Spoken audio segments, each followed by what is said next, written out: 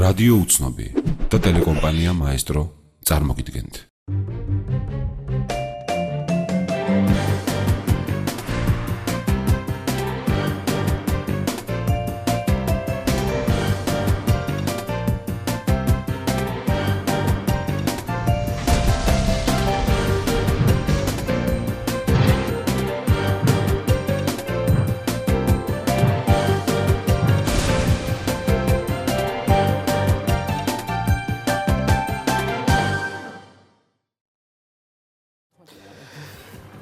ძვირფას ტელემაყურებლებო, მოგესალმებით, მე ვარ შალვა რამიშვილი, თქვენ უყურებთ გადაცემას, რომელსაც ქვია სუბიექტური აზრი და რომლის წამყვანიც არის ნათია მიქიაშვილი.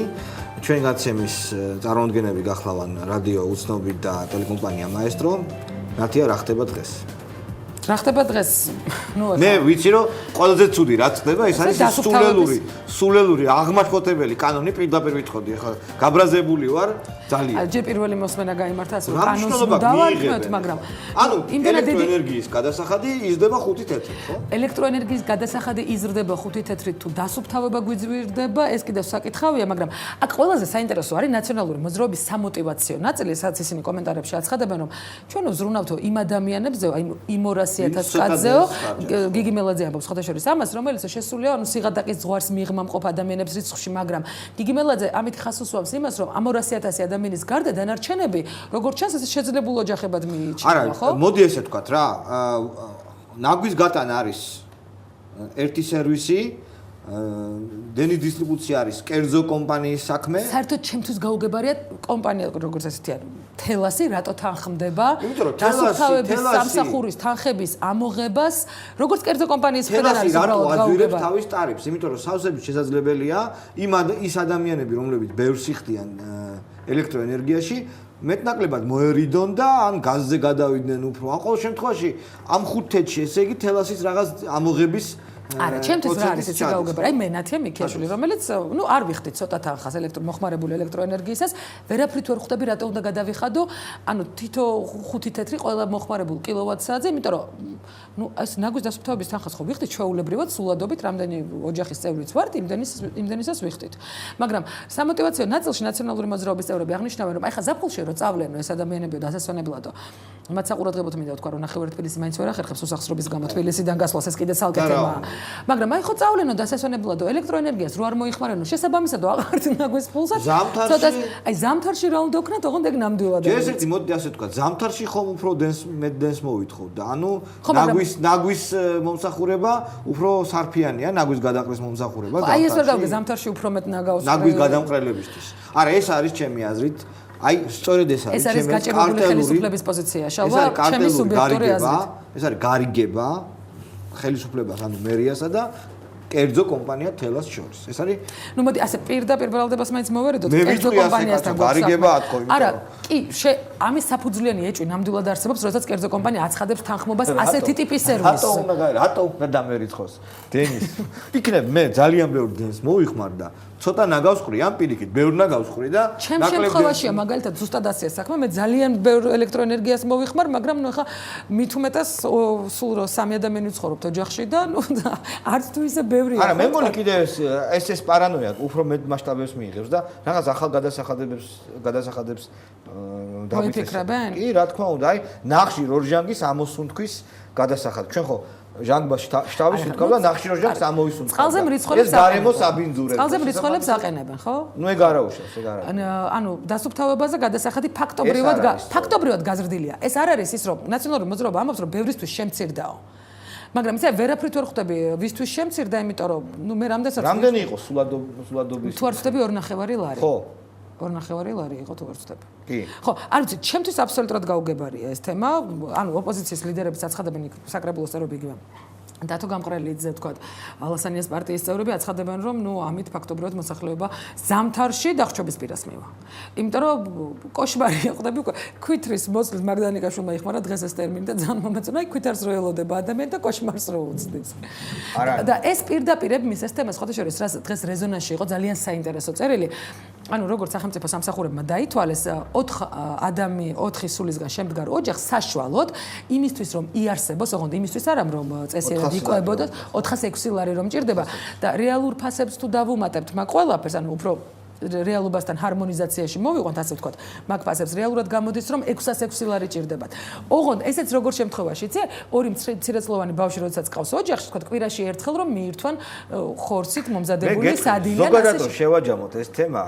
ერთმა ახალგაზრდამ მიხუმრა ახლა სამონტაჟოში რომ ამ თავრობასო წასვლა უნდაო გვეუბნებაო რომ გამეშვითო რა და ხალხი არ უშვებს დარჩით იყავითო ანუ მე მგონი მაგასთან რისი თქმა მინდა იცი რომ ასეთი რაღაც რომ მოხდარიყო ევროპის რომელიმე ქვეყანაში ხო აი ესეთი ვოლუნტარისტული გაძვირება პირდაპირ ვიტყოდი ერთი ამბავი აწდებოდა ფოთოლი არ ჩამოვარდნა კი არა ისეთი აქციები იქნებოდა რომ ტრისას და ავისას სხვა შორის აქციების გამართვის ძალიან დიდი გამოცდილება და საინტერესო გამოცდილება აქვს ფრანგ ხალხს და აუცილებლად ვკითხოთ ჩვენ სტუმარს ამის შესახებ ცვივა თუ არა ფოთლები ხოლმე პარიზში გაცემის სტუმარი არის საფრანგეთის ელჩი საქართველოში ბატონი ერიკ ფურნიე უამრავი კითხვაა სამწუხაროდ ჩვენ ამ კითხების ნახევარსაც ვერ მოვასწრებთ მაგრამ პირობას გაძლევთ მე დანათია რომ ყველაზე მნიშვნელოვანი კითხვებზე და მაყურებელს შევახსენებ რომ განსაკუთრებით სკანდალური აღმოჩნდა ერიკ ფურნიეს ბოლო ინტერვიუ რომელიც მან ჟურნალ თბილისელებს მისცა სადაც ერიკ ფურნია საკმაოდ კაცრად აკრიტიკებს ქართულ მედიას კერძოდ იმ სატელევიზიო საშუალებებს და სხვა საინფორმაციო საშუალებებს რომელთა მფლობელობის დადგენა ხშირ შემთხვევაში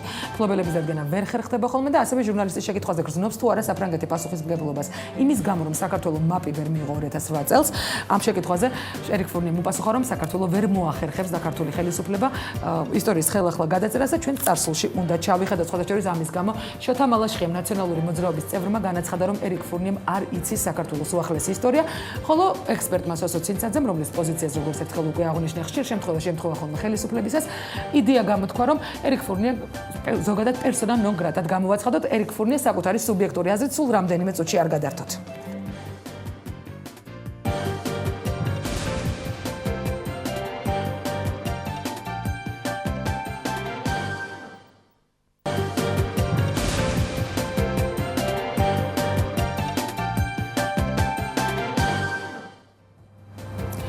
და სუბიექტური აზრის სტუმარია საფრანგეთის ელჩი საქართველოში ბატონი ერიკ ფურნიე, ვიდრე ერიკ ფურნიეს სუბიექტური აზრის მოსმენაზე გადავიდოდეთ, მანამდე წარუდგინოთ ის მაყურებელს. ერიკ ფურნიე დაიბადა 1959 წლის 7 ოქტომბერს. იგი გახლავთ დამამთავრებელი კლასების კონკურსის ლაურეატი, თანამედროვე ლიტერატურის სპეციალისტის დიპლომის მფლობელი, ასევე ისტორიის მასწავლებლის, ფრანგული ლიტერატურისა და ცივილიზაციის სპეციალისტისა და აღმოსავლურ ენათა და ცივილიზაციათა ეროვნული ინსტიტუტის დიპლომების მფლობელი. ერიკ ფურნიე გახლავთ უმაღლესი რანგის მრჩეველი საგარეო საქმეებში. 1987 წელს დაიშვა კონკურსზე საგარეო საქმეთა მინისტრის მოადგილის თანამდებობაზე მუშაობის უფლების მოსაპოვებლად. 1987-99 წლებში გახდათ მესამე, შემდეგ მეორე მდივანი ისლამაბადში. 1989 წელს 90 წლებში კი პირველი მდივანი ისლამაბადში. 90-92 წლებში გახდათ შეიარაღების მთავარი წარმომადგენლობა საერთაშორისო ურთიერთობებში რწმუნებულის დიპლომატიური მრჩეველი. 1992-95 წლებში იყო მრჩეველი კულტურის, მეცნიერებისა და თანამშრომლობის საკითხებში თეირანში. 1998 წლებში გახდა ცენტრალური ადმინისტრაციის სტრატეგიული სქემები, უსაფრთხოება და განიარაღება ატომური გავრცელებლობის დირექტორის თანაშემწის მოადგილე. ასევე პოლიტიკური მრჩეველი გაეროს ერაყის განიარაღების სპეციალურ კომისიაში 1998-99 წლებში. 1999 წლიდან 2002 წლებში გახდათ მრჩეველი დესპანის საფრანგეთის საელჩო ნიუ-დელიში. 2002-დან 2004 წლებში მოღვაწეობდა მოსკოვში საფრანგეთის საელჩოში მრჩევლად და ასევე გახდათ თანამშრომლობის განვითარებისა და ფრანკოფონიის მინისტრის კაბინეტის დირექტორის მოადგილე და მინისტრის კაბინეტის მრჩეველი 2005-2007 წლებში 2007 წლიდან გახლავთ საქართველოში საფრანგეთის ელჩი. უცხოენები ინგლისური, რუსული, ჰინდი, ურდო, სპარსული, მისი ჰობია საქსაფონზე დაკვრა, ასევე საუბრობს ცოტა ქართულსაც, ყავს მეუღლე და 2 შვილი. Welcome to our show, Mr. Fournier, and thank you for joining us. ჩვენ დახმარებას დაგვიწერს ქალბატონი მაკაბელოშ. რომელიც პირდაპირ ეთერში თარგმნის ყველა იმ განცხადებას, რასაც ბატონი ელჩი გააკეთებს და შესაბამისად ელჩის უკმაყოფილება, რომელსაც ხშირ შემთხვევაში ჟურნალისტები იმსახურებენ ხოლმე. ხო, ეს უკმაყოფილება. თუმცა მინდა ვთქვა, რომ ინტერვიუ, რომელიც თბილისელებს მისცა ბატონმა ელჩმა, იყო წერილობითი, როგორც თბილისელების ჟურნალისტმა მითხრა, ეს იყო ოფიციალურად გამოგზავნილი საელჩოს მეილიდან ქართული ტექსტი, ანუ პირდაპირ დაბეჭდეს ჟურნალისტებმა ეს ტექსტი. ბატონო ელჩო, თქვენი ინტერვიუ ძალიან ბევრი ჩემთვის შოკის მომგვრელი პასაჟით იყო სავსე. ერთ-ერთი ჩემთვის საინტერესო დეტალი იყო თქვენი აზრი ქართულ მედიაზე ზოგადად. თქვენ ბრძანეთ, რომ ძალიან შიდა ცენზურა არსებობს, თვითცენზურა არსებობს. საინფორმაციო შრომების რედაქტორები თვითნებურად არჩევენ თემებს, არ არის მფლობელები ცნობილი. ეს ჩვენთვის ჟურნალისტებისთვის, რომელიც შიდა სამზარეულოს კარგად ვიცნობთ, არის ცნობილი. თქვენ როგორ შეიტყეთ ამის თაობაზე? რის საფუძველზე გააკეთეთ ეს განცხადებები და თუ შეიძლება კონკრეტულად რომელ საინფორმაციო საშუალებებს გულისხმობთ? Which particular media did you mean? Yes, first of all, thank you very much for inviting me, and I congratulate you for being probably the fastest speaking Georgian journalist in town. You read my biography in such a way that I could not compete with this speed. უპირველეს ყოვლისა მინდა ძალიან დიდი მადლობა გადაგიხადოთ ჩემი მოწვევისათვის და მინდა კომპლიმენტი გითხრათ მოგილოცოთ რომ თქვენ ბრძანდებით საქართველოში ყველაზე უფრო სწრაფად მოსაუბრე ჟურნალისტი მე ნამდვილად ვერ გაგიწევთ კონკურენციას ისეთი სისწრაფით წაიკითხეთ ჩემი ბიოგრაფია. Secondly, allow me to say a few things before I answer your question. I would like first of all to express my condolence to the people of Georgia after the floods which damaged Rikoti. Lately, I happened to be on that road shortly before that, and I think it's a terrible news. Secondly, I would like also to express my condolence to the family of the soldier who died in Afghanistan. It is the 9th soldier who died over there, and as you know, France and Georgia are fighting together in Afghanistan, and I wanted to pay a tribute to this soldier. Shortly after 3 French soldiers died also last week over there. უპირველეს ყოვლისა მინდა ჩემი სამძიმარი გამოუცხადო და თანაგრძნობა გამოუცხადო იმ ქართველებს, რომლებიც საშინლად დაზარალდნენ რიკოთის უღელტეხილზე წყალდიდობის შედეგად. მე ვიცი რა რთული მდგომარეობა შეიქმნა მათთვის ამ მდგომარეობის შედეგად.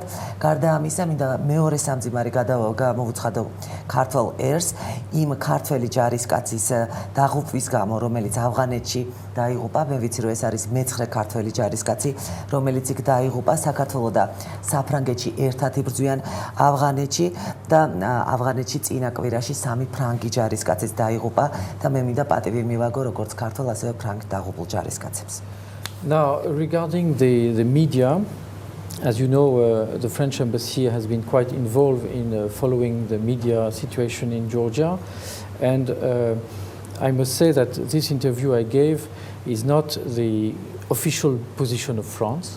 I must say, it is my own opinion about a couple of things, and I wanted to be specific about some questions which were asked by this journalist, which indeed I found not very professional, and that is why I took this liberty to mention the fact that sometimes journalists are bringing wrong information to the public because they are interpreting facts, and that is why I made this statement.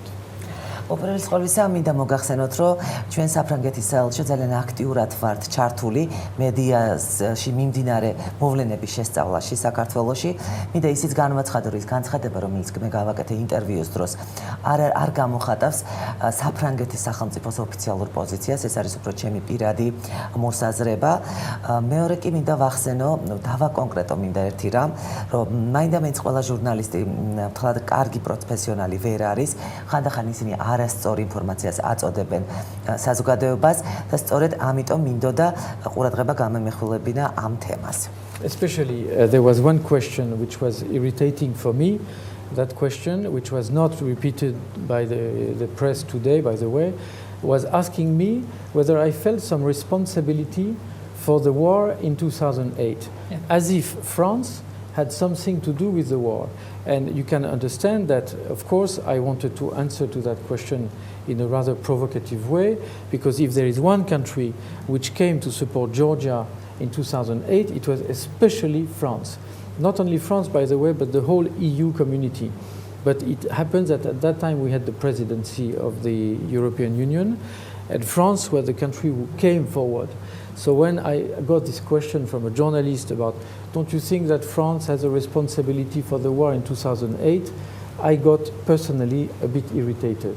And that is why my question has created... It was an emotional answer. Why? But you can imagine that when a journalist, probably not knowing all the facts, says, do you feel responsibility for the war? My instinct is to tell her, come on. Do you think that France has a responsibility for this war? The ambassadors have emotions. Exactly. ეს ემოციური პასუხი იყო. მე უბრალოდ ხორს ამიდა გითხრათ, რომ ის შეკითხვა, რომელიც ჟურნალისტმა დაამისვა და ეს შეკითხვა შემდეგ აღარ განმეორდა იმ სხვა რეაგირებებში, რომელიც ამ ინტერვიუსთან დაკავშირებით გაკეთდა პრესაში, იყო ჩემთვის ძალიან გამაღიზიანებელი. რამეთო ჟურნალისტის შეკითხვა გახლდათ ცოტა უპასუხისმგებლო. შეკითხვა ესეთნაირად იყო ფორმულირებული, რამდენად გრძნობს თუ არა საფრანგეთი, იღებს თუ არა საფრანგეთი პასუხისმგებლობას იმ ომზე, რომელიც 2008 წელს დაიწყო საქართველოში. ანუ საფრანგეთს ეკისრება თუ არა ამისთვის პასუხისმგებლობა.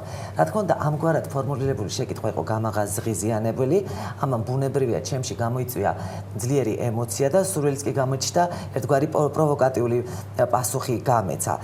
და თან იმ ფონზე, რომ ერთ-ერთი ქვეყანა, რომელიც ამ დღეებში საქართველოს გვერდით დაუდგა, იყო საფრანგეთი, რა თქმა უნდა, აქ იყო სხვა ქვეყნებიც, მაგრამ იმ დროისათვის საფრანგეთი გახლდათ ევროპის კავშირის თავმჯდომარე და ეს ბუნებრივიც იყო, რომ საფრანგეთი იყო ერთ-ერთი მთავარი აქტიური, მაგრამ ეს პასუხი ჩემი იყო უპირველეს ყოვლისა ძალიან ემოციური პასუხი, რომელიც გამაღიზიანებელ შეკითხვას მოჰყვა პასუხად. და შეკითხვა მაქვს, შეიძლება, ანუ წეგან შალვომ კითხა ბატონ ელჩს მედიასთან დაკავშირებით. მოდით მე მოვიყვან პირდაპირ მაგალითებს. ბატონ ელჩს საკუთარ თავზე აქვს გადატანილი ის თუ როგორ ხდება თარგმანის არასწორად მიწოდება მაყურებლისთვის ტელეკომპანია იმედის მიერ.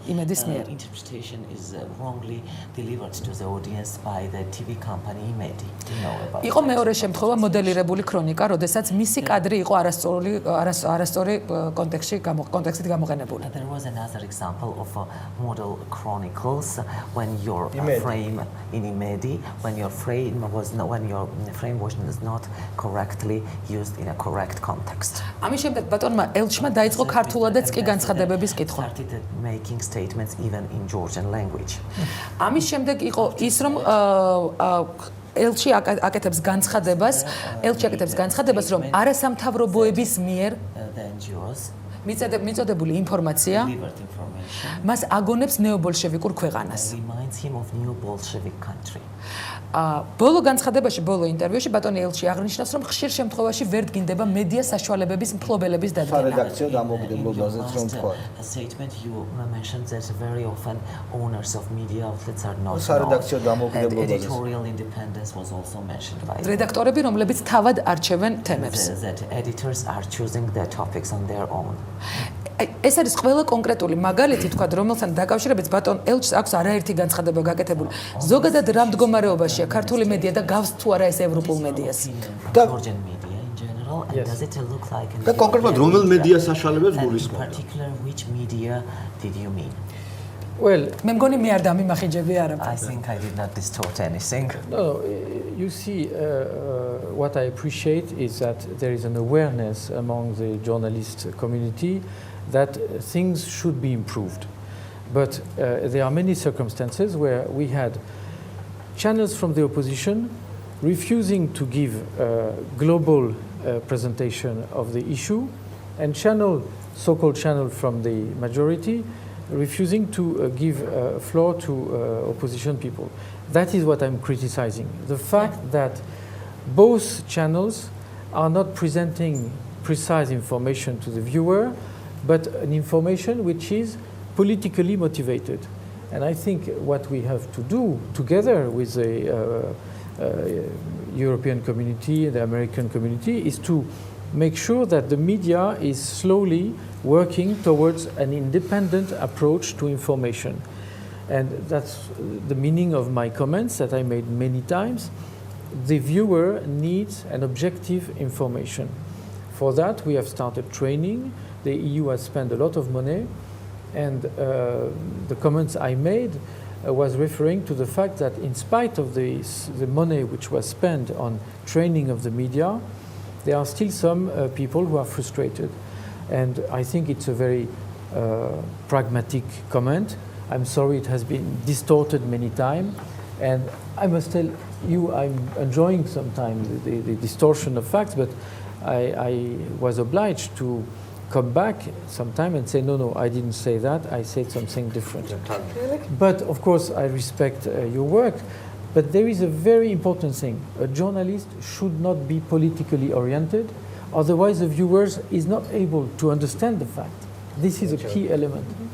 საქმე იმაში მდგომარეობს, რომ ერთი პოზიტიური ნიშანია, ჟურნალისტები ძალიან კარგად ხვდებიან, რომ სიტუაცია უნდა გამოსწორდეს, უნდა გაუმჯობესდეს. დღევანდელი ვითარება საქართველოს მედიაში ამგვარად მესახება, რომ არსებობენ ოპოზიციური არხები, რომლებიც იძლევიან არაგლობალურ ინფორმაციას, ანუ აშუქებენ ინფორმაციას, რომელიც მათთვის უფრო საინტერესოა და არსებობს, ასე ვთქვათ, უმრავლესობის არხები, რომლებიც აგრეთვე თლიანად გლობალურ სურათს არ აშუქებენ და ოპოზიციას არ აძლევენ სიტყვას და ეთერში გამოსვლის საკმარის საშუალებას. ორივე ამ ტიპის ტელევიზია და მედია საშუალებები არის პოლიტიკურად მოტივირებული არხები. საქმე იმაში გახლავთ, რომ ჩვენ ევროპის კავშირმა და შეერთებულმა შტატებმა მოვინდომეთ, რომ საქართველოს მედიამ როგორმე მოახერხოს უფრო დამოუკიდებელი მიდგომა შეიმუშაოს საერთოდ მოვლენების გამაშუქების მიმართ. რა თქმა უნდა, მაყურებელს ესაჭიროება ობიექტური ინფორმაცია. იმისათვის, რომ ამგვარი ობიექტური ინფორმაციის მიწოდება შეძლოს საქართველოს ქართულმა ჟურნალისტიკამ, ევროპის კავშირმა არ დაიჩურა თანხები და გარკვეული ფული გამოყო ჟურნალისტების ტრენინგისათვის. მაგრამ ბევრი ადამიანი ამ ტრენინგების შედეგებით არის მაინც ფრუსტრირებული, იმედგაცრუებული, რამე თუ სიტუაცია ჯერჯერობით მაინც არ შეცვლილა. და რაც შეეხება დამახინჯებას, გამოსვლების, იგივე ჩემი გამოსვლების დამახინჯებას, მე ამის შედეგად მომიწია ის, რომ მოსულიყავი ხელახლა ტელევიზიებში და მე თქვა, რომ არა, იცით, მე ესე არ მithქვამს, მე ესეთი განცხადება გავაკეთე და ფაქტიურად მოვინდომე გამესწორებინა ის დამახინჯება, რომელსაც ადგილი ქონდა. კი ბატონო, მე მგონი მოვამთავროთ მედიაზე, იმიტომ ძალიან ბევრი საინტერესო შეკითხვა, მაგრამ ბოლოს შეკითხვა უნდა დავსვა.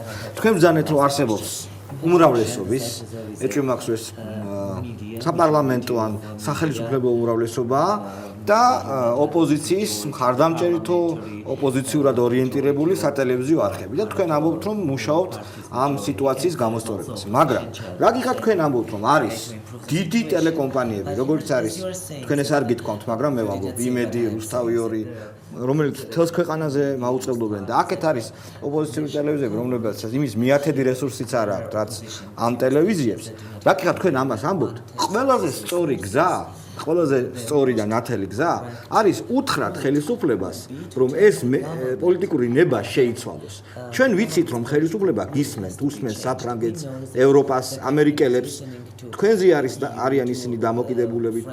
თქვენ მატერიალურ მხარდაჭერაზე, საერთაშორისო მხარდაჭერაზე. მაშინ ჩემი აზრით, არა ეს ჩემი მოგზაურებული აზრია, არა ტრეინინგები, არა მხოლოდ ტრეინინგები და არა მხოლოდ რაღაც თეორიული სწავლება უნდა მიდიოდეს ჟურნალისტების. ამით უნდა იყოს პირდაპირ მკაფიო მესიჯი, რომ პოლიტიზირება ხელისუფლების იმ მეჟორიტის, იმ უმრავლესობის მიერ არ უნდა ხდებოდეს ასეთი გიგანტური სატელევიზიო რესურსების. და დაფინანსება, გამჭვირვალე დაფინანსება. ანუ მე media resources and we also want more transparency in funding. და იგივე ტელეკომპანია იმედის შემთხვევით უნდა ის რომ დაუბრუნდეს უბრალოდ ადამიანებს, რომლებიც სასამართლოში ჩივიან იმის გამო, რომ თქვა ეს ოჯახი ეკუთვნის, ეს ტელევიზია ეკუთვნის პატარგაციშვილების ოჯახს და რეალურად ის მის ხელში არ ვიცით.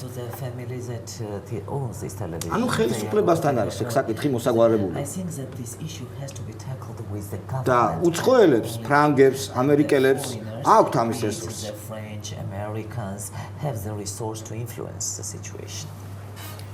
It's not really a question, it's a comment you make, so I don't have much to say about that. What I can tell you after living 4 years in Georgia is that situation is, I think, improving. There are more ideas expressed in the media, and it is good. It's an improvement compared to the previous situation. You should also keep in mind what is going on in other countries. Things have been going in different directions in other countries. What I see in Georgia is a diversity of opinion, which is best expressed by the reaction that was created by some of my interviews. There is indeed a debate which is going on, and I will not go into the details of the property and so on, but I can assure you that the international community is really engaged into a dialogue with all parties. I have participated in I don't know how many debates with the Council of Europe, with the local organizations about how to improve the situation, and I think we have been progressing on that matter. That is my point of view. თქვენი შენიშვნა უფრო კომენტარი იყო ალბათ და არა შეკითხვა, ამიტომ მე გამიჭირდება პირდაპირ პასუხის გაცემა, მაგრამ თქვენ კომენტარზე საპასუხოდ მე მინდა მოგახსენოთ შემდეგი. მე 4 წელია რაც საქართველოში ვიმყოფები და ვხედავ რომ ამ 4 წლის განმავლობაში ბევრი ცვლილება, მდგომარეობა მაინც უკეთესობისკენ მიდის, გაუმჯობესებისაკენ მიდის, მედიაში სულ უფრო და უფრო მეტი განსხვავებული იდეა ისმის.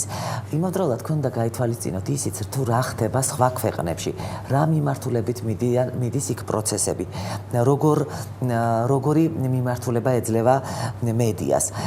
ძალიან კარგია რომ საქართველოში არის უკვე მოსაზრებათა სხვადასხვაობა, განსხვავებული აზრები, რაც მკაფიოდ გამოიხატა მას შემდეგ, რაც მოვისმინე რეაგირება ჩემს მიერ გაკეთებულ განცხადებებზე და ჩემს მიერ მიცემულ ინტერვიუზე. საერთაშორისო საზოგადოება ძალიან აქტიურ დიალოგს აწარმოებს საქართველოსთან, ძალიან სერიოზული დებატები მიმდინარეობს ევროპის კავშირის მხრიდან, ადგილობრივ ორგანიზაციებთან ერთად და ყველა თანხმდება იმაზე, რომ სიტუაცია არის გასაუმჯობესებელი. და შეკითხვა მექნება თუ შეიძლება მაშინ მედიაზე აღარ გავაგრძელოთ საუბარი, იმიტომ რომ მე მინდა რომ ამ დროში მოვასწროთ ბევრი შეკითხვის დასმა. რაც შეეხება 26 მაისის მოვლენებს. იგივე ტომას დე ვალი საკუთარ ანგარიში აღნიშნავს, რომ მიუხედავად იმისა, რომ ჩვენ ბოლო წლებთან შედარებით დაბალ დონეზე კორუფცია აღარ არსებობს, ხელისუფლების ქმედების შედეგად ჩვენ მივიღეთ პოლიტიზირებული პოლიცია, რომელიც ძალაუფლების აბსოლუტურ გამომხატველობად იქცა. ადამიანის უფლებათა დარღვევის ფაქტებზე, რომელიც არაერთი გვაქვს. განსაკუთრებით 26 მაისის ღამე. ანუ რას ფიქრობს ბატონი ელჩი? იყო თუ არა ეს ძალის გადამეტება? შეიძლებოდა თუ არა ამ ფორმით დაშლილიყო მომიტინგეები? და არის თუ არა ეს პოლიციის არასწორი გამოყენება? Does it mean that the police was not used correctly? იმიტომ რომ მე ვიცი რომ იგივე საპატრულო პოლიციასთან დაკავშირებით საკმაოდ მჭიდრო თანამშრომლობა მიმდინარეობს ფრანგულ მხარესთან. Between the Georgian patrol police and France. Okay, on this point which is completely out of the subject we were supposed to discuss, but nevertheless I will answer just a couple of points. იმ თემასთან დაკავშირებით, რომელიც ფაქტურად არანაირად არ ეხება იმ საკითხს, რომლის შესახებაც გვინდოდა დისკუსია, მე მაინც რამოდენიმე სიტყვას გეტყვით. First, it is true that France and Georgia have an excellent cooperation in the field of security. We are seeing a lot of concrete results when it comes to fighting drug trafficking, mafia, all kind of violation of rights of citizens. There is a serious progress made, and I would like to focus on the fact that this cooperation is exemplary. Secondly, there is one thing which is to organize demonstration, and there is one other thing which is deliberately trying to paralyze public life. We have been going through that in the past, and I can tell you that nowhere in Europe, nowhere in America, or in the rest of the world, people can decide to block a street by saying we will not move until the president goes out of power. This is absolutely not visible anywhere in the world.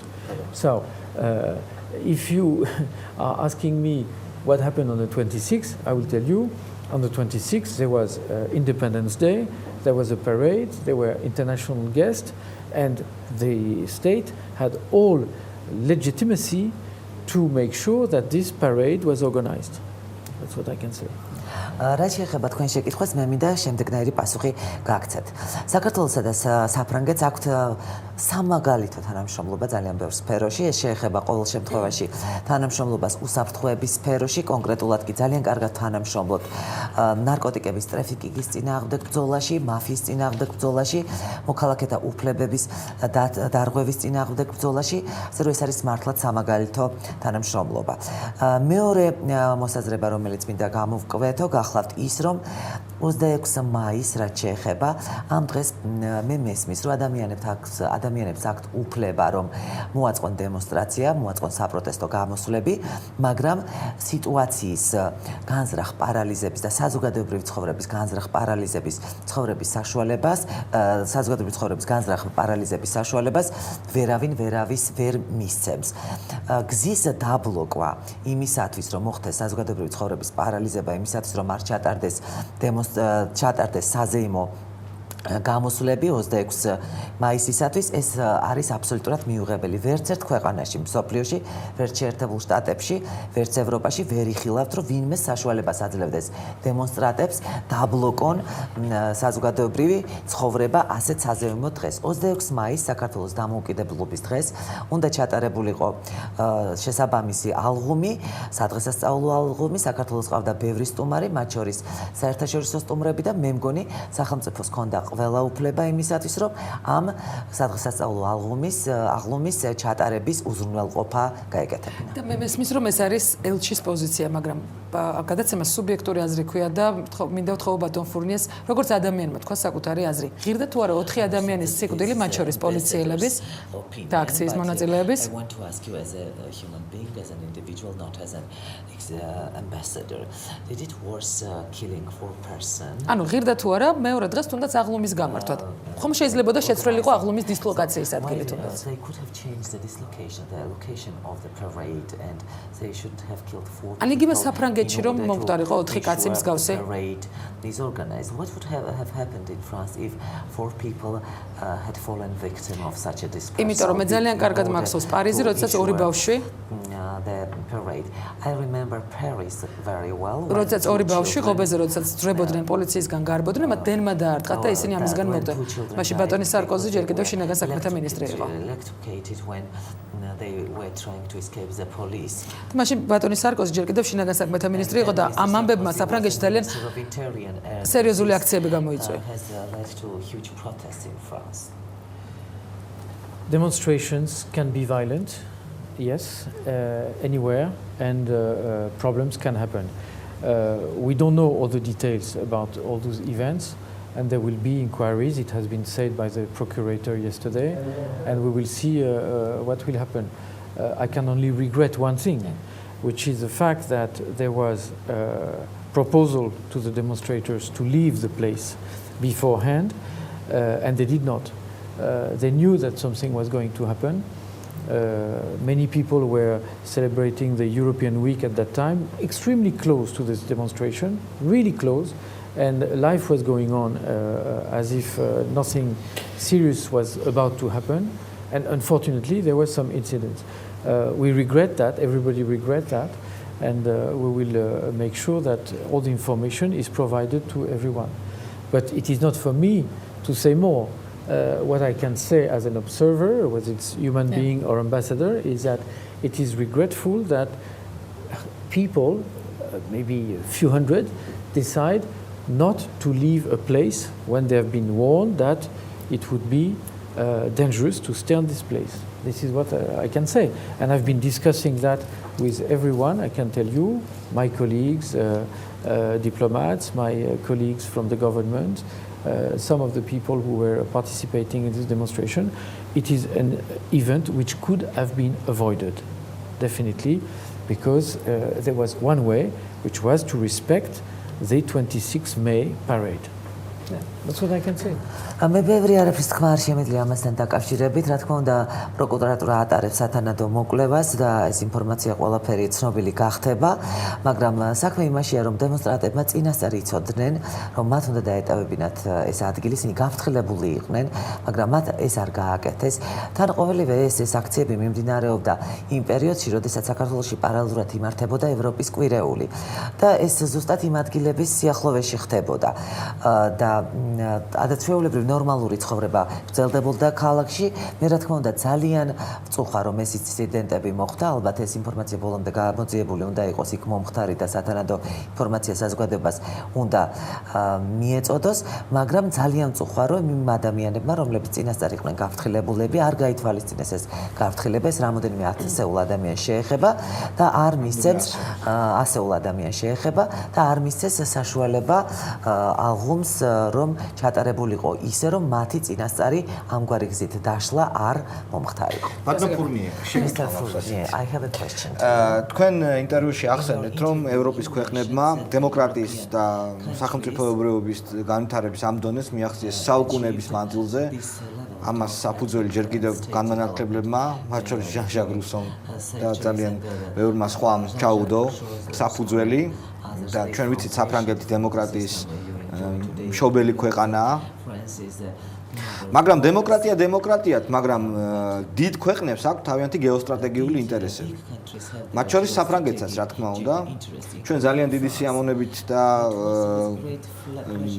უყურებდით საფრანგეთის პრეზიდენტ სარკოზის, რომელიც აქტიურ დიპლომატიას ეწეოდა და მართლაც დიდი წვლილი აქვს იმაში, რომ არ მოხდა კატასტროფა და რუსები არ შემოვიდნენ აქ. და საფრანგეთმა სწორედ აი ამ ქმედებებით კიდევ ერთხელ წარმოაჩინა საკუთარი თავი, როგორც მნიშვნელოვანი მოთამაშე სოფლიოს პოლიტიკურ არენაზე. მაგრამ დიდ ქვეყნებს აქვს თავიანთი გეოპოლიტიკური მერკანტილური ინტერესები. რეალ პოლიტიკის განსაზღვრება სწორედ ამას გულისხმობს. რამდენად მე არა მაქვს ძალიან დიდი იმედი რომ გულახდილად მიპასუხებთ, რადგან ელჩი ვძანდებით ამაზე. მაგრამ რამდენად აქვს მნიშვნელობა დიდი ქვეყნებისთვის, საფრანგეთი ავიღოთ, ან ამერიკელებს უფრო ეხება ეს, რომ ამ ქვეყანაში, როგორც საქართველო, იყოს დემოკრატია. განა ნებისმიერი სხვა რეჟიმი და ჩვენ ვიცით საფრანგეთის მაგალითზე, რომელიც აფრიკის რეჟიმებთან თანამშრომლობდა. იმიტომ რომ ის მათთვის საინტერესო ქვეყნები იყო. და იქ დემოკრატიაზე ლაპარაკი ნამდვილად არ იყო. მაგრამ მაინც გითხავთ ამათ, რამდენად მნიშვნელოვანია, რომ აი ამ ქვეყანაში, საქართველოში იყოს დემოკრატია. რა მოგება აქვს საფრანგეთს ამის? როგორც რეალ პოლიტიკის გადმოსახედიდან გელაპარაკებთ. რატომ გინდათ, რომ ჩვენს ქვეყანაში იყოს დემოკრატია? Well, your question is surprising. We are promoting democracy everywhere. That is the essence of French Revolution, and that is the essence of European Union. This is the basis of the Lisbon Treaty. This is the basis of every document about Europe, promoting democracy everywhere. თქვენი შეკითხვა ჩემთვის ცოტა გასაოცარია, რამე თუ ჩვენ დემოკრატიის გავრცელებას ხელს ვუწყობთ ყველგან. რამე თუ ეს გახლავთ ფრანგული რევოლუციის ძირითადი მიზანი, ეს გახლავთ ევროპის კავშირის მიზანი, ეს ასახულია ევროპის კავშირის ყველა დოკუმენტში, ლისაბონის ხელშეკრულებაში და ასე შემდეგ. ყველგან მთელ სოფლიოში გვსურს დემოკრატიის გავრცელება. And if we do that, it is in the framework of what we call the European Neighbourhood Policy, to promote democracy around our territory, because it is like a buffer zone for our own security. The more democracy we have around us, the more secure we are. And that is why we are enjoying this cooperation with Georgia, like we are doing in Tunisia and maybe tomorrow in Libya. Ოპერაციის მინდა გითხრათ, რომ დემოკრატიული ქვეყნების არსებობა ევროპის გარშემო არის ჩვენთვის ერთგვარი ბუფერული ზონა, ჩვენი უსაფრთხოებისათვის. თქვენ იცით, რომ ევროპული სამეზობლო პოლიტიკა სწორედ მიზანს ემსახურება და ჩვენ ძალიან დაინტერესებული ვართ, რომ ჩვენს მეზობლად დემოკრატიული ქვეყნები არსებობდნენ. ეს შეეხება, რა თქმა უნდა, საქართველოსაც, შეეხება ტუნის და ალბათ შემდგომში ლიბიასაც. და შეკითხვა თუ შეიძლება ბატონო ელჩთან დამეთანხმება ალბათ ის რომ დემოკრატია ზოგადად დემოკრატია in general democracy რა თქმა უნდა იწყება ასევე ეკონომიკური დემოკრატიიდან თავისუფლებიდან 2010 წლის 16 სექტემბერს ბატონმა ელჩმა თქვა ასეთი რამ თუ აქაც დამახინჯებული არ არის მის სიტყვები რომ უცხოელი ინვესტორები სკეპტიკურად არიან განწყობილნი ვინაიდან არ ესმით საგადასახადო ინსპექციის თანამშრომლების მასდამე მოკირკიტე დამოკიდებულება ჩვენ სახეზე ყავს არაერთი დაპატიმრებული ბიზნესმენი გისოსებს მიღმა businessman in Georgia behind the bars. ჩვენ სახეზე გვაქვს ცვლილებები მანიფესტაციისა და შეკრებების შესახებ კანონში.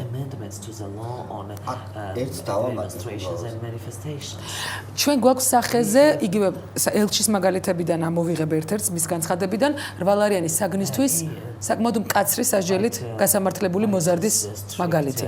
Verdicts for stealing the 8 lari value product by a juvenile. Naționaluri მოძრაობის ერთ-ერთი სახე შოთა მალაშხია. One of the faces of the national movement შოთა მალაშხია. ელჩის განცხადებასთან დაკავშირებით, რომელიც მან ზუსტად იმ შეკითხვასთან დაკავშირებით თქვა, რომელმაც გააღიზიანა ის თბილისელები ჟურნალისტის შეკითხვას გულისხმობ. Concerning your interview to the Tbilisi magazine. თქვა დღეს ასეთი რამე, რომ ბატონმა ელჩმა არ იცის საქართველოს უახლესი ისტორია. არის თუ არა საქართველოში დემოკრატია კლასიკური გაგების და არა თქვა სინგაპურული? ვისთვისაც იბრძვია რაც მან ახლა თქვა. იმიტომ რომ ვიცი რომ ევროკავშირის შეხედულებები არ ემთხოვა თქვა სინგაპურიზაციის გზაზე მიმავალი ქვეყნების ინტერესებს. და აქვს თუ არა საქართველოს რეალურად შანსი რამდენიმე წელიწადში ან ამ ხელისუფლების პირობებში მივიღოთ დემოკრატია როგორც ასეთი I'm sorry but you are mixing a bit everything so let me take things one by one first I want to tell you that we are engaged with Georgia in a dialogue on every subject and we are making progress on every subject. When you mentioned the issue of tax and foreign direct investment, I can tell you that yes, there were some problems in the past, and we have clarified those problems through cooperation. I can tell you that I've been working with the Ministry of Finance in a very constructive way. First, to improve the climate for the foreign investment, and also with the Georgian business community through the French Business Council and also through the American Chamber of Commerce. And through that dialogue, we are making progress. We are clarifying the text. We are explaining the rules. We are making sure that there is no ambiguity about text. This is a concrete step, in our way of working, especially the way I conceive dialogue with the Georgian authorities is to get concrete results, and we do get concrete results. Now, you mix sorry. ოპერალის ყოლისა მინდა თქვენ შეკითხვაზე რამოდენიმე პასუხი გასცეთ, მოდით პუნქტ-პუნქტად მივყვები ამ პასუხებს. რაც შეეხება საქართველოსთან თანამშრომლობას, ჩვენ გვაქვს საქართველოსთან დიალოგი აბსოლუტურად ყველა თემაზე. თქვენ ახსენეთ გადასახადები და პირდაპირ უცხოური ინვესტიციების თემა. წარსულში ნამდვილად არსებობდა პრობლემები ამ საკითხებთან დაკავშირებით, მაგრამ მინდა გითხრათ, რომ ჩვენ ძალიან კარგი და კონსტრუქციული თანამშრომლობა გვაქვს საქართველოს ფინანსთა სამინისტროსთან. ჩვენთან ერთად მუშაობს საფრანგეთის ბიზნესის განვითარების საბჭო, აგრეთვე ამერიკის ბიზნესის კომერციის პალატა და ძალიან კონკრეტული ნაბიჯები გადაიდგა წინ საქართველოს მთავრობასთან ერთად არსებული პრობლემების აღმოსაფხვრელად. ასე რომ ჩვენ ძალიან კმაყოფილები ვართ ამ მიმართულებით საქართველოს მთავრობასთან თანამშრომლობით. My main concern when I arrived in Georgia was to attract French business. And I can say that it is really improving because this month in Batumi there will be a new free bicycle for, not completely free but available bicycle, cheap bicycle to rent, built in France. We have open radars. We are working on improving the ski resorts. It's military radar, or? No, not military. Ski resorts for tourists. And on all those fronts, we are making progress. We are doing it because slowly the confidence in Georgia business climate is growing in France, which was not the case 6 years ago or 4 years ago when I arrived. Now, what I want to say is that there is no mystery. If there are progress in the field of law and economic rules, business is coming.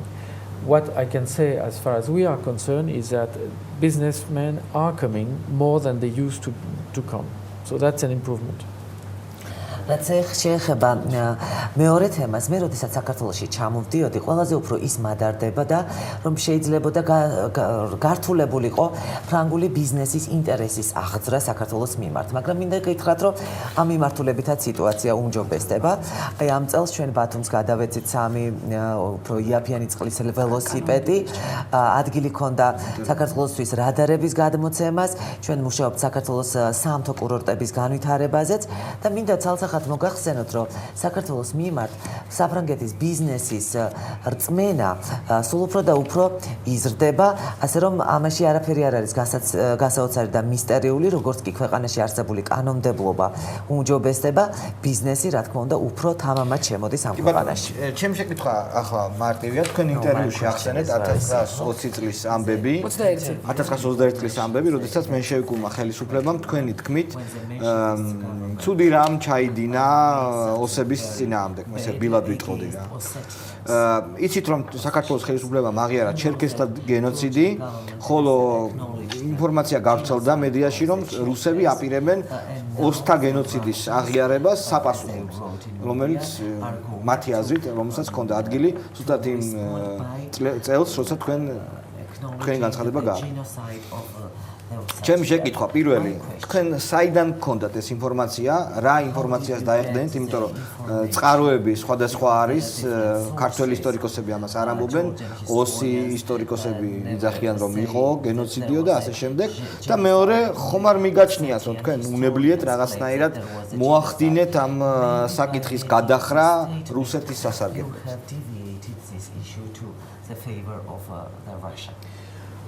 Let me be very simple on that question.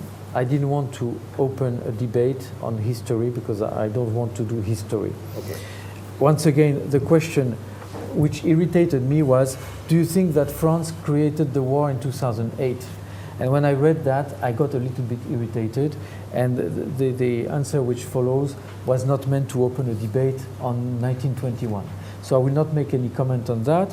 What I can say is that there are a lot of books published on this. I'm not a historian by profession, and I don't want to create another polemic about that. So I apologize if the historians and the Menshevik and Bolshevik are getting out of their graves and start another fight together. This is not what I wanted to do.